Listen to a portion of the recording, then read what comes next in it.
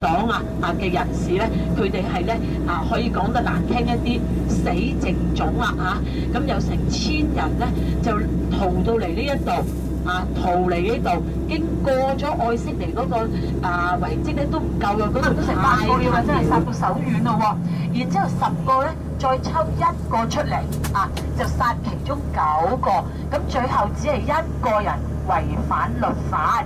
當羅馬士兵第2朝上嚟嗰陣時候，就只係見到散落咗係一個認為係猶太會堂嘅外邊揾到咧呢一啲屍體，而喺一啲地方角落咧，亦都揾到生還者出嚟匿埋喎，尤其是有2個婦人同埋5個細路仔喎咁呢段即係最後由羅馬士兵亦都由呢啲生還者講出嚟嘅事蹟咧，亦都由一個好重要嘅歷史學家，佢係當時投降咗喺另一場北部嘅戰役投降咗俾羅馬人，後來佢做咗歷史學家，叫做約瑟夫有好多佢嘅著作，佢寫猶太史好重要嘅咁亦都記述咗呢一件事情。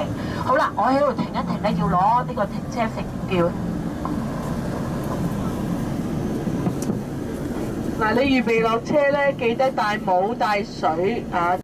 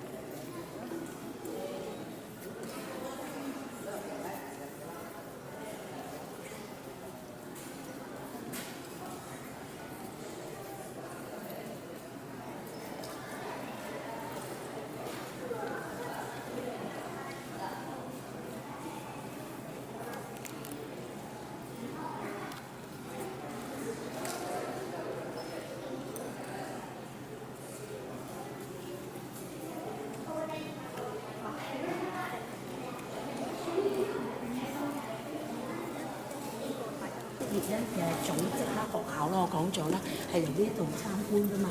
咁呢個國家公園咧係全國最早開門，早成點應該係大概5點半或者5點先生點解要咁早就係方便冇買車飛，刻意唔買車飛尤其是學生由小至中學佢哋係行上去行落嚟，咁有一部分咧係好似單車買單車行落嚟，軍隊嚟受訓要學習呢度嘅環境，唔係好似而家我哋咁少人接待，係全副裝備。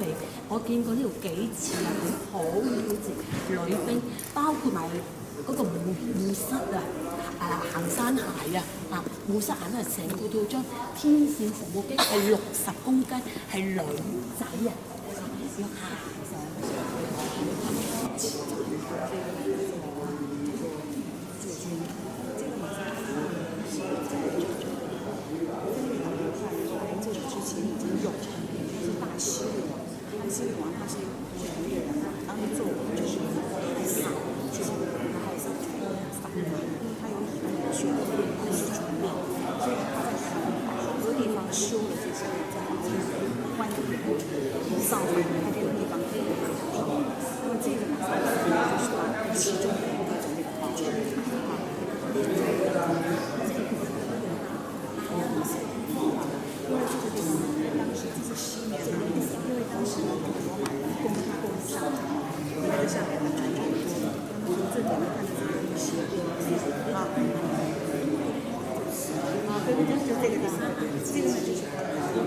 骑上去的，修的是人工修。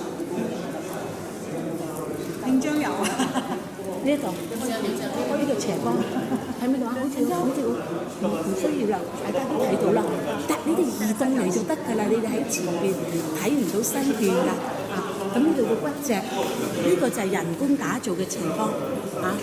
唔需要呢度好簡單。嗱，呢度又見到呢一邊北邊嘅軍營。咁當時呢條路咧，環繞住嘅路咧，就係咧羅馬士兵啊，同埋原本係有人行嘅路，佢就氹轉。除咗東邊，因為東邊係峭壁，係冇軍營之外，全部有軍營。好啦，預備好得嘅，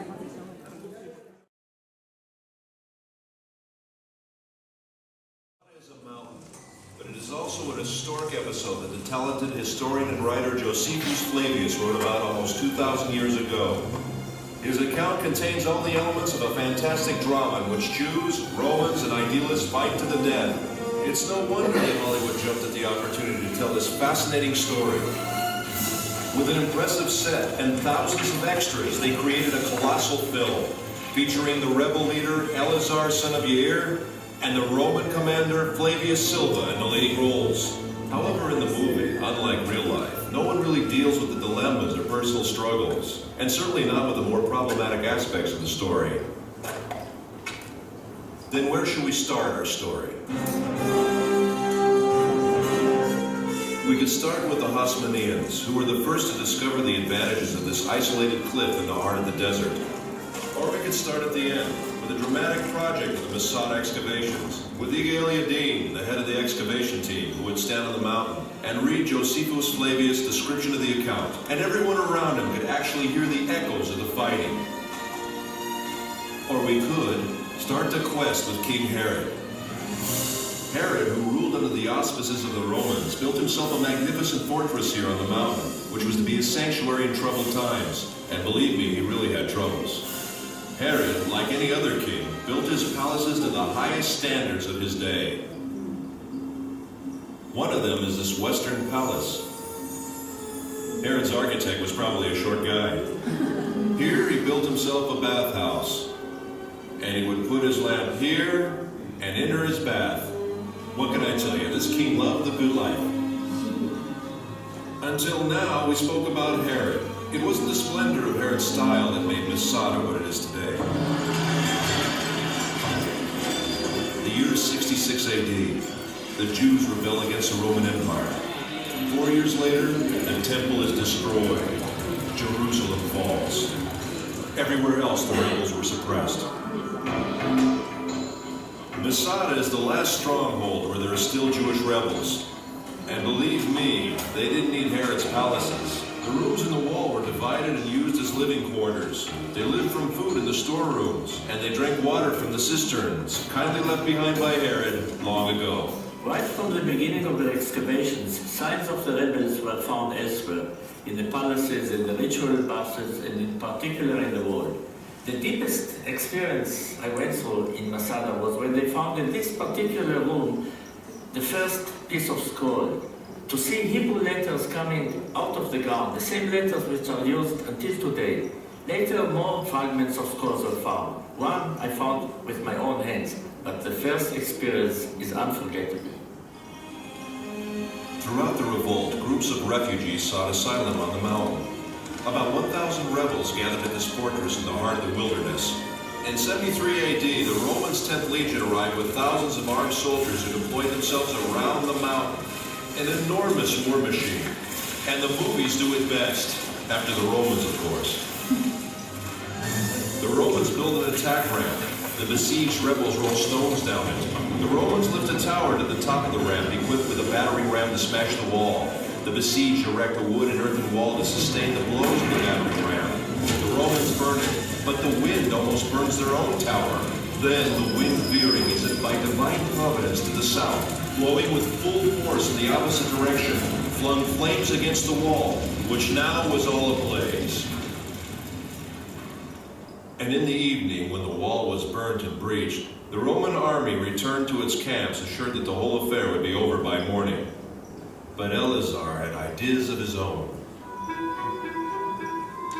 This is it, the last night. My friends, we've reached the climax of the drama. However, unlike the movie, here apparently the events actually took place. And here at Masada, men with families were forced to decide slavery or death. Eleazar had no doubts, but he had yet to convince his comrades in arms. Ladies and gentlemen, the speech of Eleazar.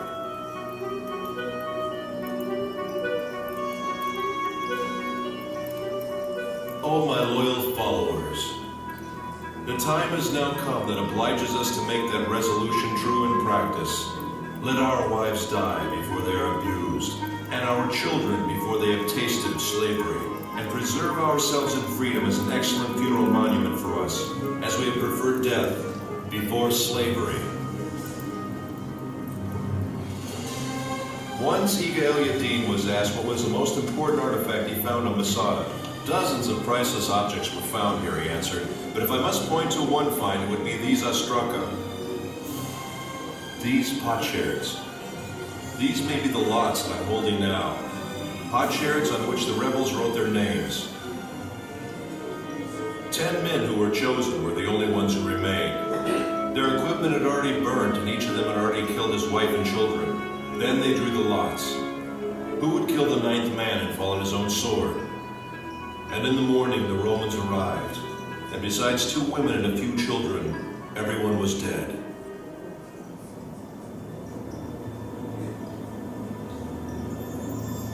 After the drama came silence. The silence was broken in the 5th century for nearly 200 years by a community of Byzantine monks. 1,200 years later, the first explorers came and rediscovered the mountain. Then the members of the youth movements, seeking a symbol of Jewish heroism, discovered Masada and adopted the mountain. After them came the hikers and the tourists. Masada had become a focus of pilgrimage. Professor Netzer, what do you really think about the act of courage that ended in suicide? Maybe it's an act of courage to prefer death to a life of slavery. So it's death or freedom?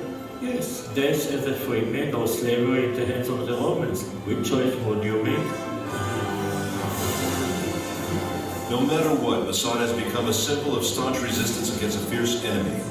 And if it is a symbol, then perhaps this might be some kind of victory. Ladies and gentlemen, I invite you to climb the mountain.